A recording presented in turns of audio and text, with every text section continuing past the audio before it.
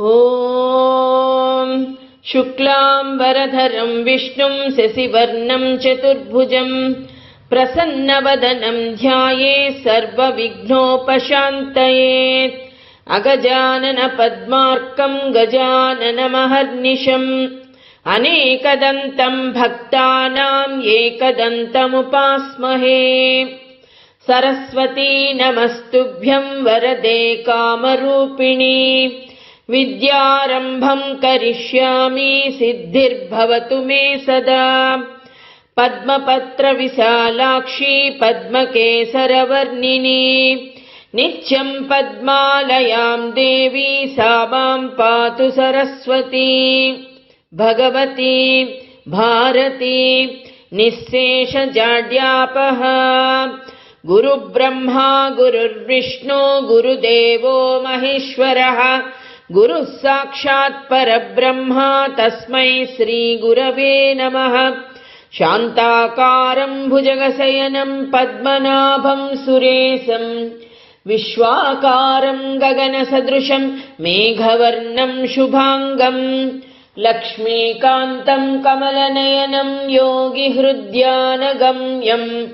వందే విష్ణుం భవభయహరం సర్వలోకైకనాథం.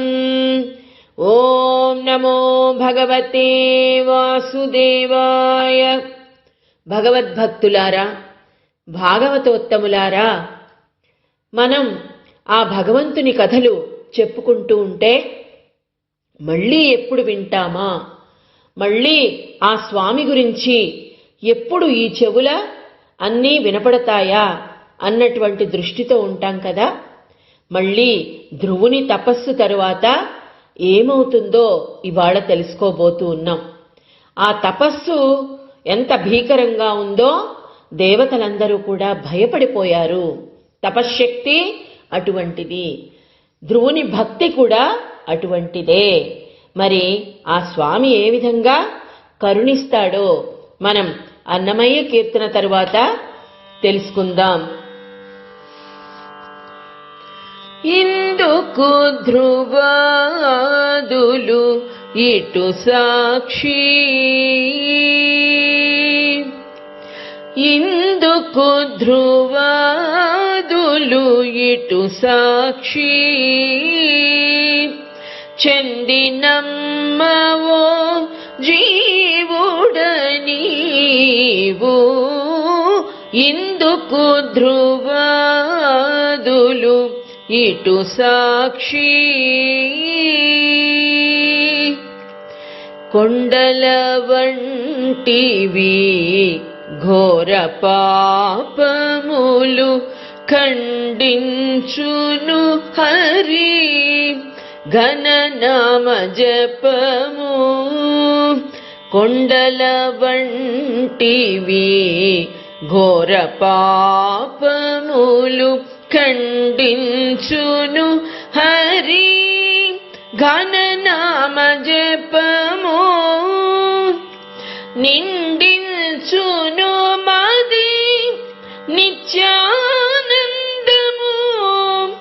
పండిల్చున పుడే పరమపదంబు. నిండిల్చును మది నిత్యానందము. పండిల్చున పుడే పరమపదంబు. ఇందుకు ధ్రువాదులు ఇటు సాక్షి. జలధుల వంటివి జనన బంధములు తొలగించును హరి. తూరిన భక్తిది వెలిగించును ఘన విజ్ఞానంబులు. చెలగిల్చును బహు సిరి సంపదలు. వెలిగించును ఘన విజ్ఞానంబులు. చెలగిల్చును బహు సిరి సంపదలు ఇందుకు ధ్రువాదులు ఇటు సాక్షి తోవరాని బహు దుఃఖములణచును శ్రీ వెంకటపతి చేరిన శరణము తోవరాని బహు దుఃఖములణచును శ్రీ వెంకటపతి చేరిన శరణము పావనంబుగా పచరించు గుణము కైవసమగులోకములెల్లాను పావనంబుగా పచరించు గుణము కైవసమగులోకములెల్లాను ఇందుకు ధ్రువాదులు ఇటు సాక్షి చెందినమ్మవో జీవుడనీవు ఇందుకు ధ్రువాదులు ఇందుకు ధ్రువాదులు ఇటు సాక్షి. బా, ఎంత చక్కటి అన్నమయ్య కీర్తనో చూడండి. ఘోర పాపములు, జనన బంధములు, దుఃఖములు అన్నీ కూడా ఆ హరి తూరిన భక్తిది. ఆయన ఎవరైతే సేవిస్తారో, భక్తిగా కీర్తిస్తారో వారందరికీ ఆ జనన మరణ బంధములు, దుఃఖములు అన్నీ కూడా తొలగిపోయి ఘన విజ్ఞానంబులు, సిరి సంపదలు అన్నీ కూడా కలుగుతాయట. అన్నమయ్య రాసినటువంటి ఈ కీర్తన ద్వారా మనం తెలుసుకుంటూ ఉన్నాం. అయితే ఇప్పుడు ఆ హరికి ఏం విన్నవించుకుంటున్నారో ఆ దేవతలు విందాం.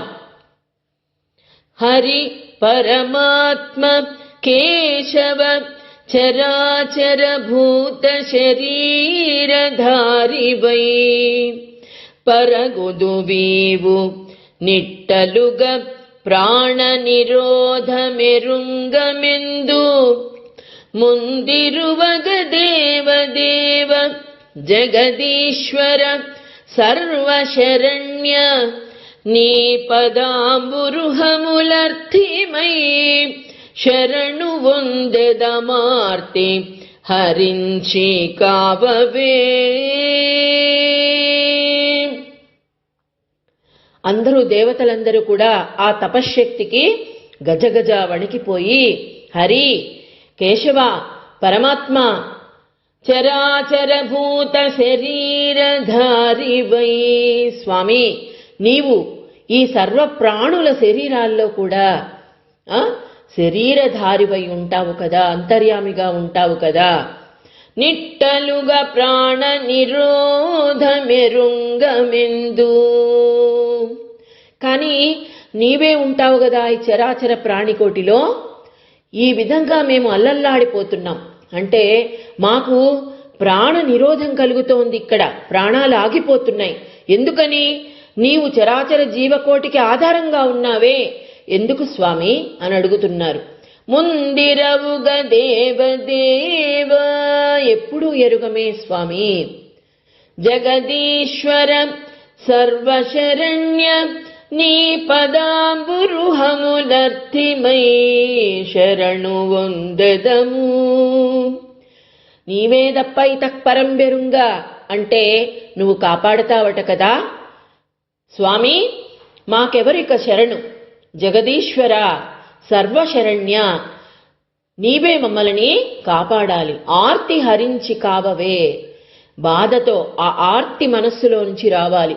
ఒక పాట పాడినా, ఒక పద్యాన్ని చెప్పినా, ఒక అర్థాన్ని వివరించినా అదంతా కూడా మన మనసులోంచి, మన హృదయంలోంచి అదే విధంగా ఆర్తిగా రావాలి. అప్పుడే ఆ స్వామి దగ్గరికి అది చేరుతుంది అని దేవతలు విన్నవించిన ఈశ్వరుండు బారలకిట్లనియే ఉత్తాన పాదుండను బాని తనయుండు విశ్వరూపుడైన నాయందు తన చిత్తంబు ఐక్యంబు చేసి తపంబు గావించుచుండ దానం చేసి భవదీయ ప్రాణ నిరోధంబయ్యే. ఇటువంటి పరిస్థితి ఎందుకొచ్చింది స్వామి? ఇంత భయంకరమైనటువంటి తపస్సు ఎవరు చేస్తున్నారు అంటే అప్పుడు ఆ స్వామి చెప్పాడు వారికి, ఉత్తానపాదుడు అనేటువంటి ఒక రాజు కొడుకు, ఆయన ధ్రువుడు విశ్వరూపుడనైనటువంటి నాయందు తన చిత్తాన్ని ఐక్యం చేసి, అది నిజమైన తపస్సు ఏంటి అంటే ఆత్మను పరమాత్మయందు లయం చేసి నిష్ఠగా నేనే సర్వస్వంగా భావించి తపస్సు చేస్తూ ఉన్నాడు. దానివలనే ఈ భవదీయ ప్రాణ నిరోధం వయ్యే, అందరికీ కూడా ఈ భయంకరమైనటువంటి పరిస్థితి ప్రాణ నిరోధము అయింది. దురత్యయంబైన తపంబు నివర్తింపచేసెద వెరవకమీమి నివాసంబులకుంజనుండని ఆనతిచ్చిన ఆ దేవతలు నిర్భయాత్ములై ఈశ్వరునకున్ ప్రణామంబులాచరించి త్రివిష్టపంబునకుంజనిరీ. ఏమీ భయపడకండి, నేనున్నాను, మీ అందరినీ కూడా కాపాడుతాను. మీకు తెలుసు కదా, ఏ తపస్సు చేసినా ఏ పూజ చేసినా నేనే అన్నిటినీ కూడా సక్రమంగా జరిపిస్తాను. నా మీద నమ్మకం ఎవరైతే ఉంచుతారో వారిని నేను చల్లగా చూస్తాను. ఆ తపస్సును నేను నివారింపచేస్తాను. ఏ విధంగా? నా దర్శనాన్ని ధ్రువునికి ప్రసాదిస్తాను.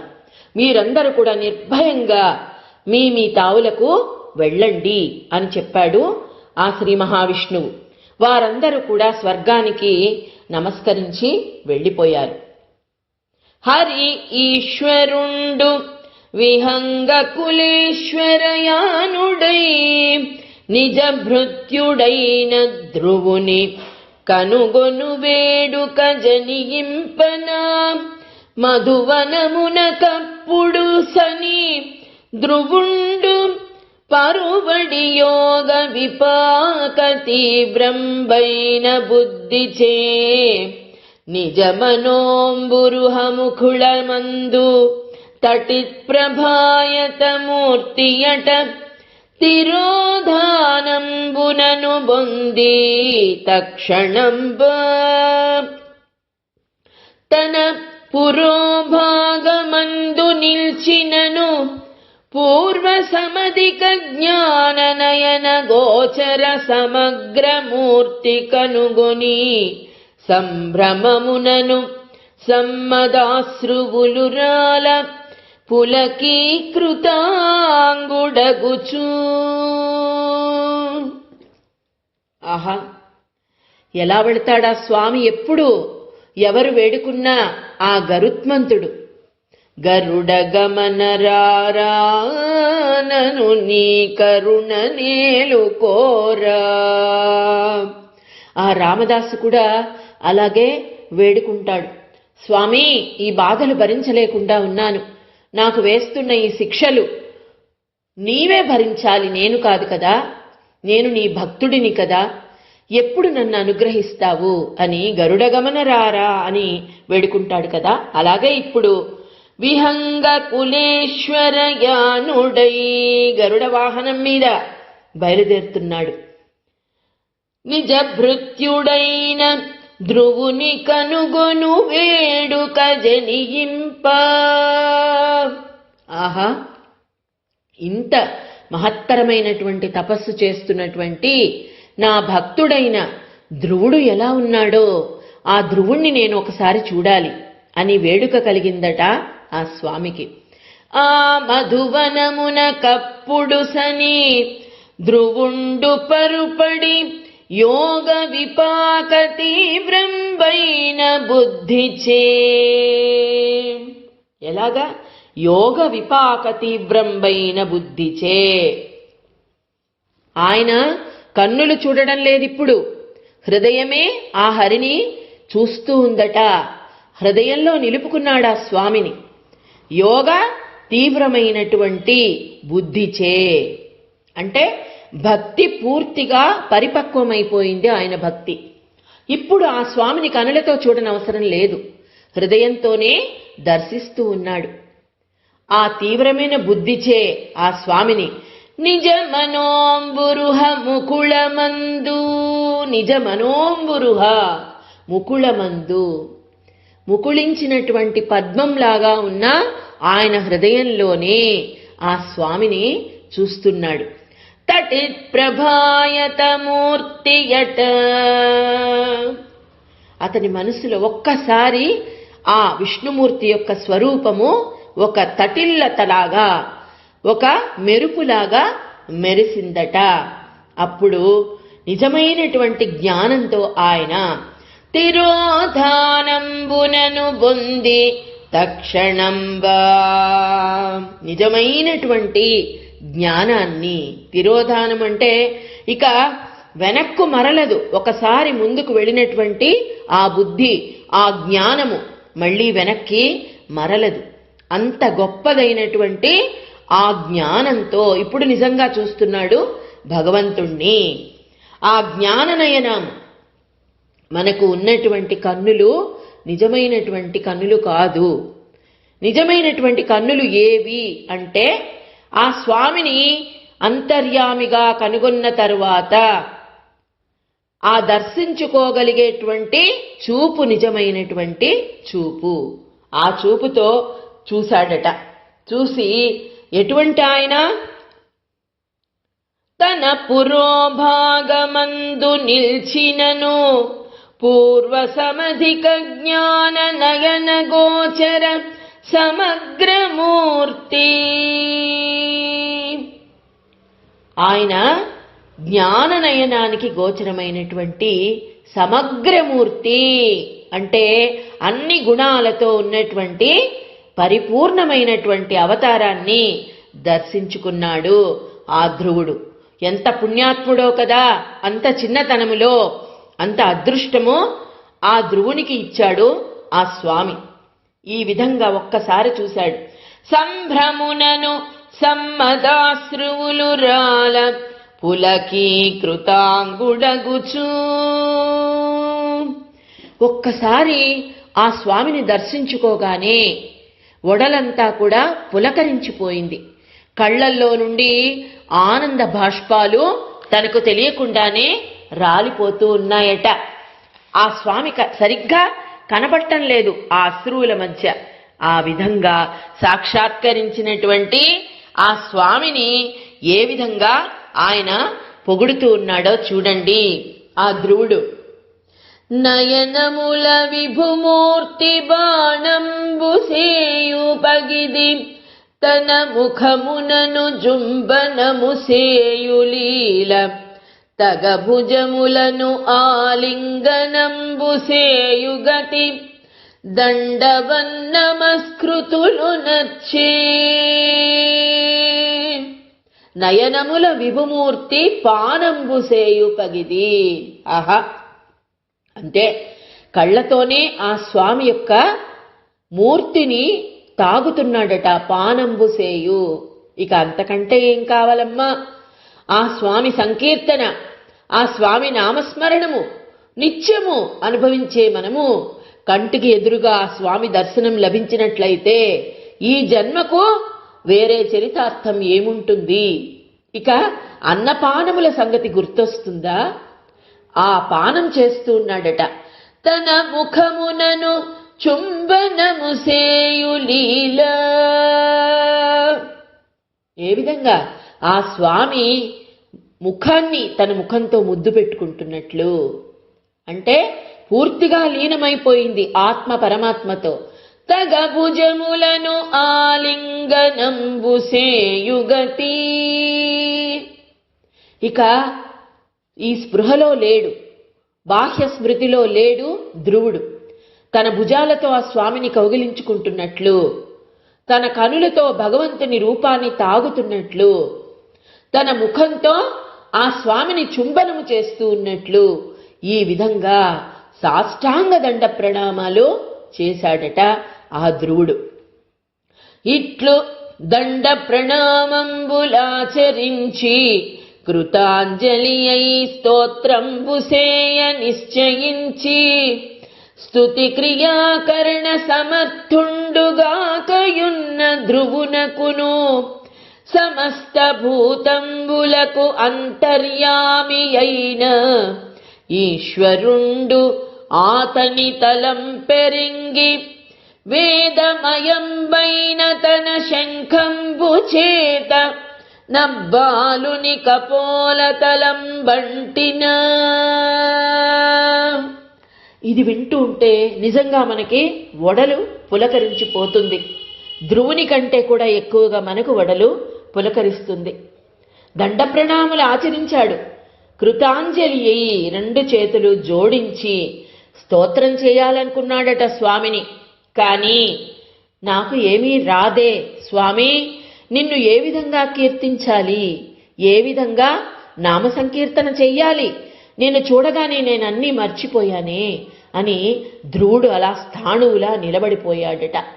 అప్పుడు ఆయన భావాన్ని తెలుసుకున్నాడు ఆ స్వామి. తెలుసుకుని ఏం చేశాడు?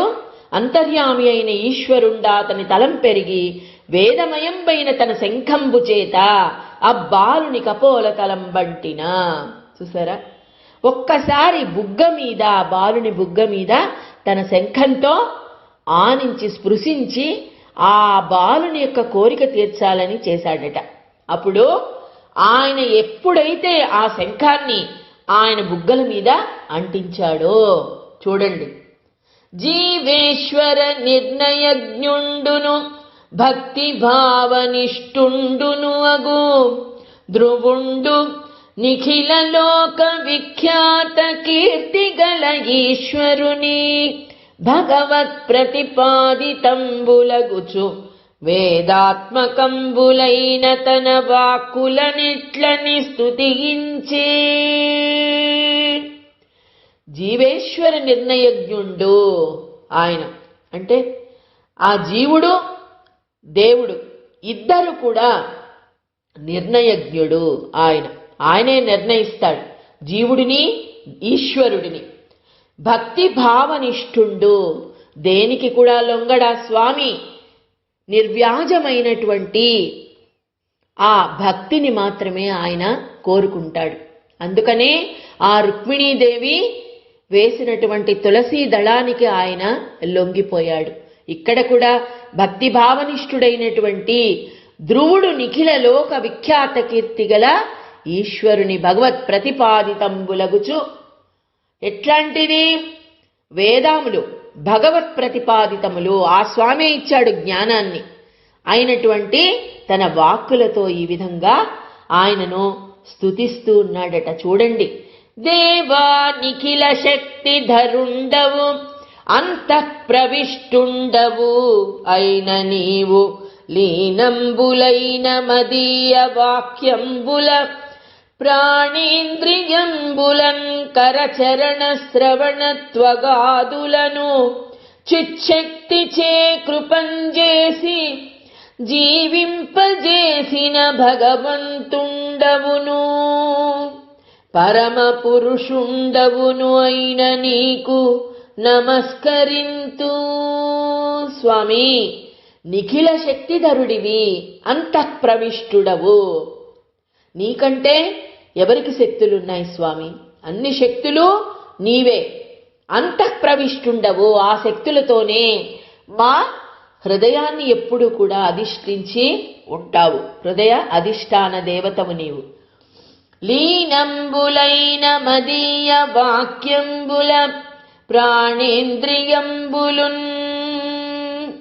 స్వామి, నా వాక్యాలు, నా ప్రాణేంద్రియాలు, నా ప్రాణము, మిగతా ఇంద్రియాలు, జ్ఞానేంద్రియాలు, అంతరింద్రియాలు అన్నీ కూడా ఆ జ్ఞానశక్తి యొక్క కృపతో, నిజంగా నీ యొక్క కృపతో జీవింపచేసినటువంటి భగవంతుడివి స్వామి. నువ్వు సామాన్యుడివి కాదు. నేనెంతవాడిని, నిన్ను పొగిడేంతటి గొప్పవాడిని కాదు కదా అంటున్నాడు.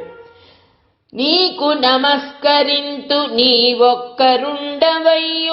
మహదాద్యంబైన ఈ అశేష విశ్వంబు మాయాఖ్యంబైన ఆత్మీయ శక్తి చేతన్ కల్పించి అందున్ ప్రవేశించి ఇంద్రియంబులందు వసించుచు దత్త దేవతారూపంబులచే నానా ప్రకారంబుల దారువులందున్న భక్ని చందంబునన్ ప్రకాశింతు వదియునుంగాక. స్వామి, నీ ఒక్కడివే అయినా సరే ఏంటి, అశేష విశ్వము మాయాఖ్యంబైన ఆత్మీయ శక్తి చేత కల్పించి, ఈ విశ్వమంతా నీ మాయ చేత కల్పిస్తావు. ఇదంతా ఒక ఆట ఆడిస్తావు, అందరినీ ఒక ఆటలాగా ఆడిస్తావు. అందులో ప్రవేశించి ఈ ఇంద్రియాల్లోనే ఉంటావు. ఇంద్రియంబులందు వసించుచు దత్తదేవతా రూపంబులచే, అంటే ఆయా దేవతల రూపాలతో నానా విధాలుగా, ఒక విధంగా కాదు. ఎలా ఉంటావు అంటే దారువులందున్న భక్ని చందంబునన్ ప్రకాశింతువు. కట్టెలు చూడండి, కట్టెలు పెట్టే కొద్దీ కూడా అగ్ని ప్రజ్వలిస్తూ వెలుగుతుంది. అదేవిధంగా కట్టెలు మామూలుగా ఉన్నప్పుడు అగ్ని కనపడదు. ఒక చిన్న అగ్గిపుల్ల వేయగానే, లేతే కర్పూరము చేత దానిని మధించగానే అగ్ని జ్వలిస్తుంది. ఆ విధంగానే స్వామి, నీ యొక్క శక్తి వల్ల కట్టెలుగా ఉన్నటువంటి మేము విజ్ఞానంతో ప్రకాశిస్తూ ఉన్నాం. నీవు కూడా అఖండమైన జ్యోతిలాగా నీవు మాకు మార్గాన్ని చూపిస్తున్నావు తండ్రి అంటున్నాడు. అది కాక వరమతి ఆర్తబంధవ భవద్ఘన బోధ సమేతుడై భవచ్చరణంబు పొందినట్టి విధి సర్గము సుప్త జనుండు బోధమందరయగజూచురీతి కనునట్టి ముముక్షు శరణ్యమైన నీ చరణములన్ కృతజ్ఞుడగు సజ్జనుడెట్లు తలంపకుండెడు. వరమతి ఆర్త బాంధవ అంటే, వరమతి అంటే వరాలిచ్చేటువంటి ఓ స్వామి, ఆర్తులను రక్షించేటువంటి బాంధవుడివి నువ్వు. భవద్ఘన బోధ సమేతుడై భవచ్చరణము పొందినట్టి విధి సర్గము సుప్తజనుండు. ఎవడు సుప్తజనుండు? ఉత్తమమైనటువంటి బుద్ధితో భవద్ఘన బోధ సమేతుడై నీవు బోధించినటువంటి బోధనల చేత నీ చరణాలను పొందినట్టి ఎవడు? నిద్రపోతున్నటువంటి ఆ బ్రహ్మదేవుడు. ఎందుకని? ఆయన బొడ్డులో నాభిలో నుండి కమలంలో నుండి పుట్టినటువంటి వాడు బ్రహ్మ. ఆ స్వామి నాభిలో నుండి పుట్టి నిద్ర నుండి లేచి నీ బోధనలతో, నువ్వు బోధించేటువంటి జ్ఞానంతోనే ఈ లోకాన్ని చూస్తాడు. చూచురీతి కనునట్టి ముముక్షు శరణ్యమైన నీ చరణములన్ కృతజ్ఞుడగు. ముముక్షు జనులకు అంటే ముముక్షువులు, నీవే కావాలని మోక్షాన్ని కోరి తపస్సు చేసేటువంటి ముముక్షువులకు ఏది శరణ్యము అంటే నీ పాదము, నీ చరణములను. కృతజ్ఞుడగు సజ్జనుడెట్లు తలంపకుండెడిన్. ఎవరైనా నిజంగా అంటే నీవు చేసినటువంటి సహాయానికి కృతజ్ఞతను చూపించేటువంటి ఏ భక్తుడైనా సరే నీ పాదాలను శరణము వేడవలసిందే స్వామి. సామాన్యమైనవా నీ పాదాలు? బ్రహ్మ కడిగిన పాదము బ్రహ్మముతానే నీ పాదము బ్రహ్మ కడిగిన పాదము. సాక్షాత్తు ఈ అన్ని లోకాలను సృష్టించేటువంటి ఆ బ్రహ్మనే నీ పాదాలను కడిగాడు. నీ నాభిలో ఉంటూ నిన్ను సేవిస్తూ నీవిచ్చిన జ్ఞానంతోనే సృష్టి చేస్తాడు తండ్రి అని చెప్తూ ఉన్నాడు. చూడండి, అంత చిన్న పిల్లవాడికి అంతటి శక్తిని ఆ స్వామే ప్రసాదించాడు. మహితాత్మ మరి జన్మ మరణ ప్రణాశన హేతుభూతుండవు నిర్ధకల్పతరువగు నగు నిన్ను తగనెవ్వరేనేమి పూని నీ మాయా విమోహితాత్ములగుచూ ధర్మార్థ కామాదుల కొరకు తామర్చించుచును త్రిగుణాభమైన దేహోపభోగ్యమై దీపించు సుఖముల నెనయగమదిలోన నెంతురు అట్టి విషయ సంబంధ జన్యమై వెలయు సుఖము వారికి నిరయమందును వరలు దేవ భూరి సంసార తాప నివార గుణక తామృత పూర్ణ ఈశ మాధవ ముకుంద.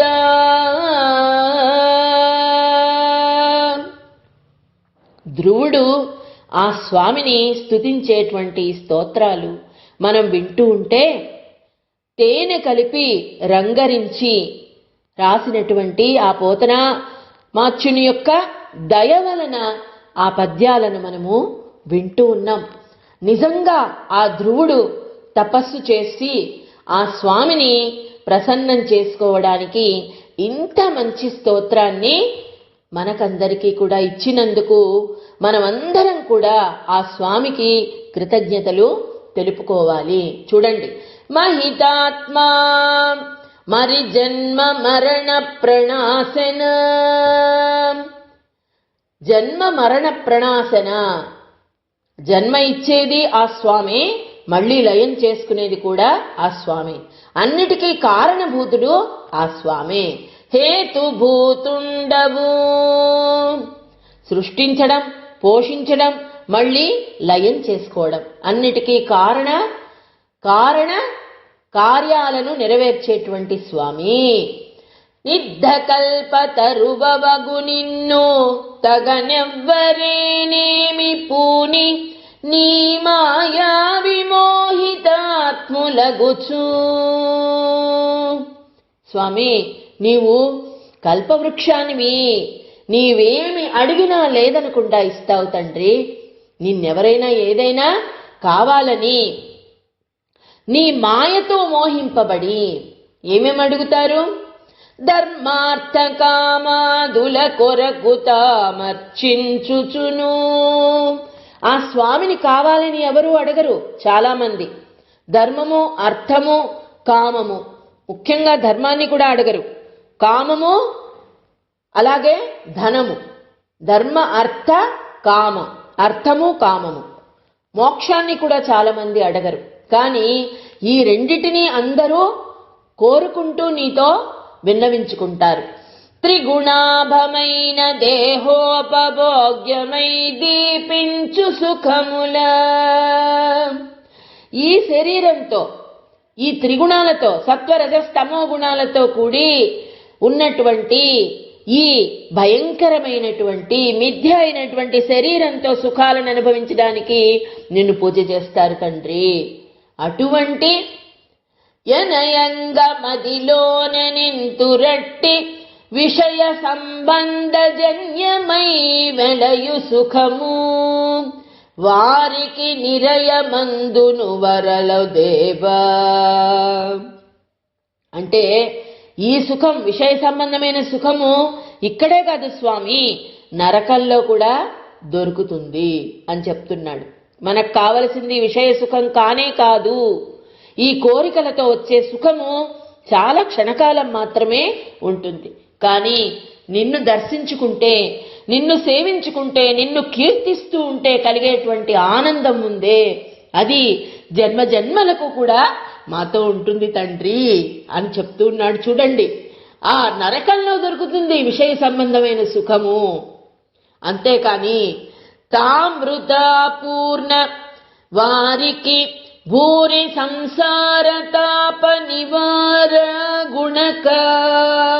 స్వామి, ఈ సంసారము, ఈ తాపము, ఈ భయంకరమైన సంసారంలో కలిగేటువంటి కష్టాలను నివారించేటువంటి గుణ కథలు, నీ కథలు అనే అమృతాన్ని సేవిస్తే దానికి మించినటువంటి సుఖం ఏదైనా ఉందా స్వామి అంటూ ఉన్నాడు. చూడండి ఎంత పుణ్యాత్ముడో.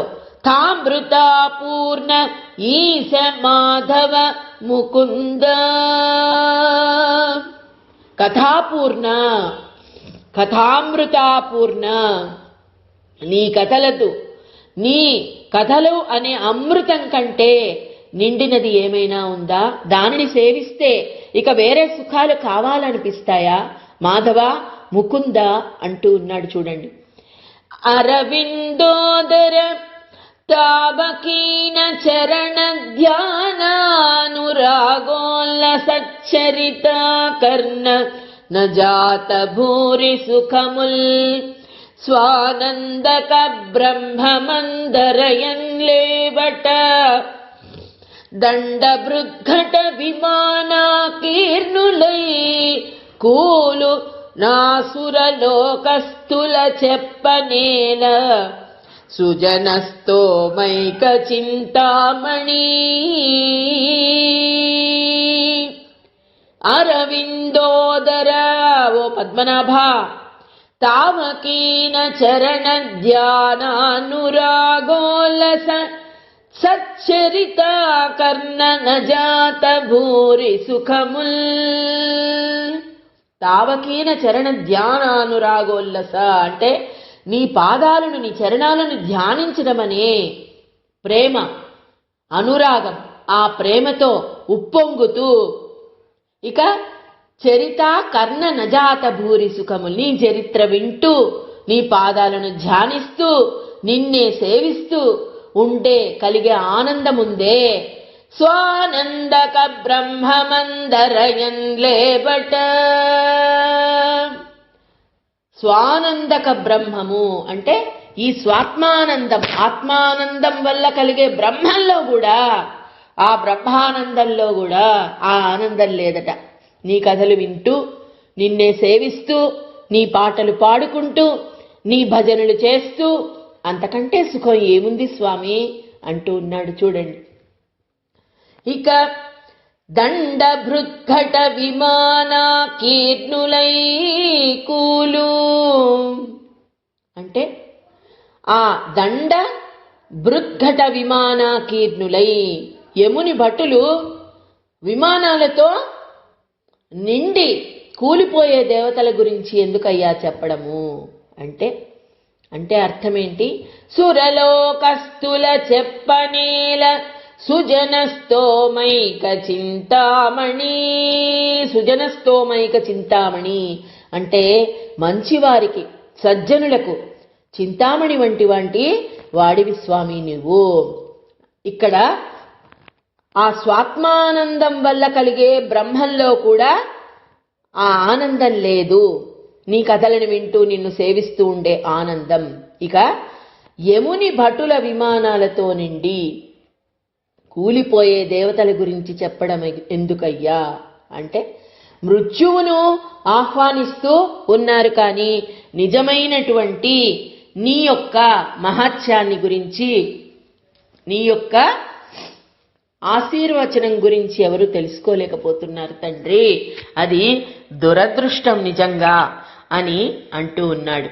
హరి భజనీయ మార్గ నియతాత్మకులై భవదీయ మూర్తిపై వరలిన భక్తియుక్తులగు వారల సంగతి కల్గజేయు సత్పురుష సంగతిన్ వ్యసన దుస్తర సాగరమప్రయత్నతన్ సరస భవత్కథామృత రసంబున మత్తుడనైతరించెదన్. హరి భజనీయ మార్గ నియతాత్మకులై అంటే ఎప్పుడూ నిన్ను భజించే అటువంటి వారే పక్కనుండాలి. అంతేకాకుండా భవదీయమూర్తిపై వరలిన భక్తియుక్తులగు వారల సంగతి కల్గజేయు.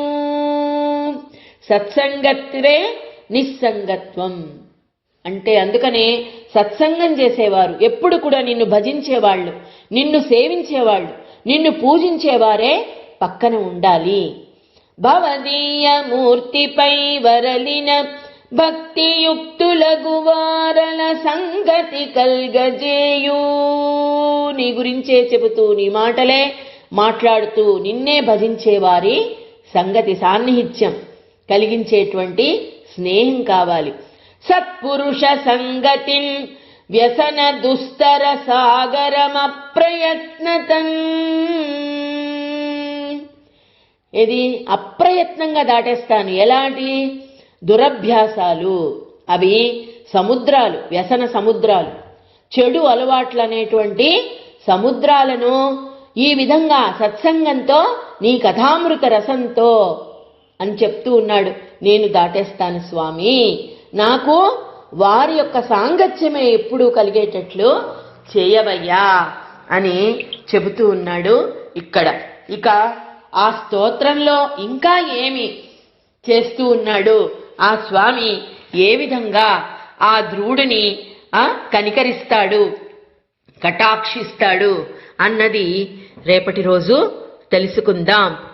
ఓం సహనా భవతు సహనౌ గుణత్తు సహ వీర్యం కరవావహైః తేజస్వినావతీతమస్తు మా విద్విషావహై. ఓం శాంతి శాంతి శాంతిః. లోకాః సమస్తాః సుఖినో భవంతు, సమస్త సన్మంగళాని భవంతు. స్వస్తి.